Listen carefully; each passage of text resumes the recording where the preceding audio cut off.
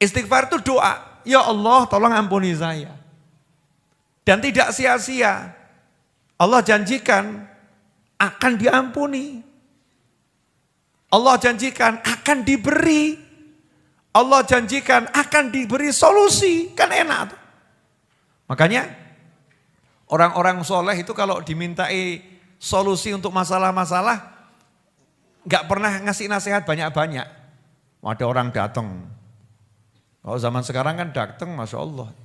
Ustadz, anak saya Ustadz, Masya Allah susah diatur. Berani sama orang tua, bla bla bla bla bla. Kita ini ustadznya, kita ini sok pinter. Ya Bapak ini kalau jadi orang tua harus tahu cara nasihatin anak. Bapak harus berakhlak yang mulia sama anak. Tuh, tambah sindikan ini stres kok, aku sing disalahno ya. Stres. Kalau orang-orang dulu gak begitu. Datang satu orang ngeluhkan anak saya, suami saya, istri saya. Itu dikasih solusinya bukan nasihat. Tapi disuruh amal. Kamu istighfar 10.000 kali. Istighfari dosa-dosamu. Beres nanti urusan anak sama istrimu, sama suamimu. Beres. Karena tidak ada hal-hal yang hil-hil tadi itu. Yang ruwet-ruwet tadi itu. Kecuali karena kitanya punya sesuatu yang gak beres dengan Allah subhanahu wa ta'ala. Wujud kita sehebat apapun kalau ada yang gak beres sama Allah ta'ala, maka Allah akan mengingatkan kita lewat makhluk-makhluknya yang lain. Makanya dikatakan siapa ngalami yang gak enak itu kan menghapus dosa. Lah apa pengen toh dosanya dihapus pakai kejeduk tembok 200 kali. Na'udzubillah min dzalik. Apa ya pengen dosanya itu dihapus dengan diomeli istri tiap hari. Apa ya pengen dosanya dihapus dengan diperenguti suami setiap pagi. Kan yang gak enak. Kan ya enak toh pagi kok lihat suami mesem ya. Pulang kantor lihat istri kok nyiapkan teh sama senyum. Itu kan nikmatnya luar biasa. Ketemu anaknya apa? Ayah ngerangkul kan penak. Bukan anak dipanggil nak. Siapa kamu? Gak kenal loro hati itu ya. Sakit ya na'udzubillah min dzalik. Lah gimana caranya biar bisa seperti itu? Caranya jangan suka nyalahin orang lain. Jangan suka menyalahkan keadaan. Kadang-kadang itu Masya Allah. Ini ekonomi ruwet, makanya rezeki saya seret. Orang urusan nih, semut itu enggak pernah urusan sama ekonomi. Ada itu, dunia semut mengalami kegagalan sistem ekonomi. Orang enggak ada kan. Semut tuh hidup dimanapun kok bisa dapat rezeki. Betul atau betul? Mau awakmu kalah mbak semut. Kenapa kok kita nggak bisa jadi seperti semut? Sebetulnya bisa, semut taat kok, nggak ruwet. Taat sama Allah Ta'ala, semut nggak pernah nyalahin orang lain, nggak pernah nyalahkan keadaan. Dia jalani kehidupan sesuai perintahnya Allah Ta'ala, ya hidupnya enak. Makanya kalau kita pengen selesai masalah kita apapun, jangan nyalahin orang, nyalahin sana, nyalahin sana, nyalahin sana, nyalahin keadaan. Enggak. Semua yang ada di sekitar kita ini Allah kasih untuk mengingatkan kita. Allah kasih untuk membersihkan kita.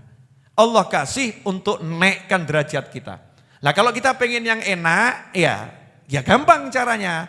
Biar kamu gak ngalamin yang itu-itu, maka bereskan dirimu sendiri, selesai. Makanya para wali itu sampai bisa tahu, wah ini kok kuda saya mogok ini ya. Kudanya mogok. Bukan cuma mobil, kuda mogok. Ada loh kuda itu apa? Gak mau jalan tuh loh. Ngambek-ngambek ya, kuda ngambek ya. Istilahnya apa itu? Saya gak punya kuda soalnya. Ya kudanya ngambek, disuruh jalan gak mau jalan itu kan. Terus kalau jalan sama loncat-loncat, bedal-bedal, perangainya gak jinak tiba-tiba. Itu para wali ngomong, saya tahu ini sebabnya karena apa? Karena tadi ada zikir saya yang belum saya baca, lupa belum kebaca.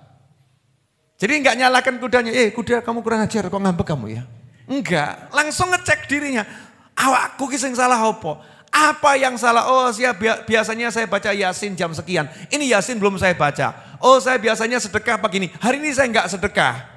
Jadi yang dipikir tuh itu orang-orang soleh. Lah kita ini sudah banyak salah, nggak mikir salah. Bojo ngamuk, wedok kayak ngono. As, jolke.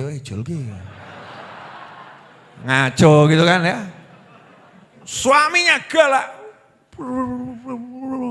Orang kok temperamen begitu. Tidak seperti Habib Novel, murah senyum. Wah, tambah ngamuk gitu ya. Banding-bandingkan gitu.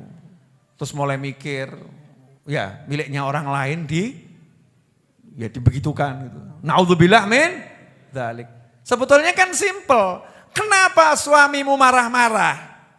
Jawabannya adalah karena kamu punya salah sama Allah Subhanahu wa ta'ala. Kenapa istrimu marah-marah? Jawabannya adalah karena kamu punya salah sama Allah Subhanahu wa ta'ala. Gimana caranya biar suami enggak marah, istri enggak marah, anak juga bisa diatur enak? Jawabannya jangan buat masalah sama Allah ta'ala. Selesai. Nah, masalahnya ini kita sama Allah buat masalah terus. Nah, yang kurang ajarnya sudah buat masalah, merasa enggak bersalah kan yang dablek gitu ya. Wongnya ya teko. Siapa lagi kalau bukan kita? Kita ini udah buat masalah sama yang maha kuasa, tapi kita merasa enggak pernah berbuat salah. Hebat atau enggak hebat itu? Hebat. Mau habis sholat diajak sama imam istighfar 3 kali aja beratnya luar biasa. Imamnya udah teriak-teriak, astagfirullahaladzim. Makmumnya ngomong gitu. Lidahnya suruh niru aja kok beratnya luar biasa. Seharusnya kan lebih banter dari imamnya. Astagfirullahaladzim, astagfirullah. Tak kok imam, dungaren kok banter, dosaku akeh. Ya, semakin keras kan semakin mantep istighfarnya. Ini kadang enggak habis sholat diajak istighfar 3 kali aja tambah nanya, dalilnya mana? Istighfar 3 kali itu dalilnya dari mana itu habis sholat itu? Istighfar model begitu siapa yang ngajarin? Wah ini bid'ah, Masya Allah. Istighfar kok bid'ah. Wah anehnya luar biasa. Jadi ikhwani rahimakumullah, jangan nyalahkan keadaan, jangan nyalahkan sekitar, cek diri sendiri. Mesti ada bagian kita ini yang butuh diistighfari. Coba hari ini sudah, mata kita ini tadi dari mulai pagi sampai malam ini kira-kira butuh diistighfar enggak matanya? Butuh ya? Ngaku alhamdulillah tuh ya sadar. Hati kita hati-hati, coba dicek. Ada enggak tadi iri, dengki yang enggak sengaja tiba-tiba muncul iri, dengki, ya, merasa benci, dendam, marah sama orang, ada enggak itu? Ya, mulut kita nih enggak sengaja ngobrol sama temen gitu ya. Kemudian ikut andil ghibah, ngerasani, gunjing orang. Bahkan jelek-jelekkan orang tanpa kita sadari. Tangan kita nih di handphone yang cilik tuh handphone tuh Masya Allah. Tapi kita nggak sadar ngirim pesan-pesan yang di situ ada hal-hal yang diharamkan sama Allah Subhanahu wa ta'ala. Yang bisnis, Masya Allah, jual barang di platform-platform online itu 100% asli, padahal ya gak asli. Masih seperti baru, padahal bekas. Ya masih seperti baru, itu definisinya gimana masih seperti baru itu? Susah atau ya? Nah ini kadang kayak sumpah urung tahu nabrak, tapi ditabrak. Sumpah niatnya ini sumpahnya bohongin orang. Sumpah nih mobil ini belum pernah nabrak, betul tapi ditabrak. Kurang ajar atau enggak kurang ajar itu? Dustain orang gitu. Ini perlu diistighfari. Jadi kita kalau mau selesai masalah kita, enggak usah ruwet-ruwet, duduk istighfar. Duduk istighfar. Nah berapa kali istighfar itu? Diajari oleh Nabi Muhammad SAW. Siapa yang pagi istighfar 70 kali, malam istighfar 70 kali, maka dia tidak akan dicatat dalam kelompok manusia yang pandai berdusta dan tidak dicatat dalam kelompok manusia yang lalai. Gampang ya? Pagi 70, malam 70. Istighfarnya modelnya bagaimana? Sakarepmu. Nah kita ini kan minat du'afa, orang-orang lemah. Biasa kan cari paket hemat ya. Beb, istighfar yang paling hemat aja Beb ya. Cepat, ringkas. Nah istighfar yang paling cepat tolabul maghfirah itu ucapan astaghfirullah. Atau rabbighfirli. Atau Allahumma ghfirli. Itu ucapan istighfar. Jadi kalau kita bilang astagfirullah, astagfirullah, astagfirullah 70 kali. Pagi itu mulai dari pagi sampai maghrib. Terserah mau dibacanya jam berapa. Ya. Malam itu mulai maghrib ya sampai subuh. Terserah mau dibacanya kapan. Ambil waktu. Ya bagusnya misalnya mau tidur. Mau tidur itu kan ya untuk ya dari mulai maghrib sampai mau tidur itu kan ya dosanya banyak. Pagi sama sore. Kan diakai lu HP. Pagi dibaca, sore dibaca, maghrib dibaca itu kan sudah sore menerangkup maghrib mau tidur dibaca 70 kali. Kalau itu kita lakukan istiqomah tiap hari, selesai masalah. Apalagi kita nambahin, sadar dosanya banyak. Niat, Habib, Yai, Ustadz, pokoknya tiap hari saya mau sholawat 1000 kali, istighfar 1000 kali, tahlil 1000 kali. Wah jos itu, luar biasa. Tekun saja, praktekkan. Gak usah banyak teori, nasihat A, nasihat B. Solusinya bagaimana? Solusinya itu Allah yang ngasih, saya nggak bisa ngasih. Gimana nasihat Habib? Aku rasa nasihati. Nasihat itu dari Allah dan Rasulnya. Makanya saya selalu ngomong tidak terima curhat. Betul ya? Betul kan?